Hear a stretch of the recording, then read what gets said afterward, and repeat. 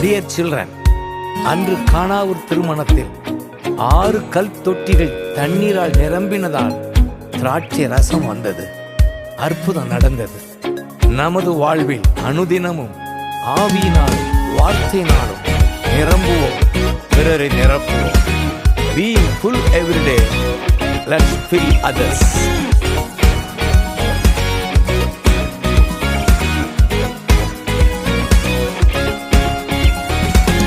நிறைந்து நிறைந்து நிரப்பிடுவேன், பெற்ற ஊழியம் நிறைவேற்றுவேன்.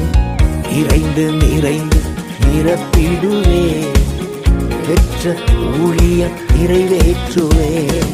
ஆவியினால் வார்த்தையினால் அனுதினமும் நிரம்பிடுவேன். ஆவி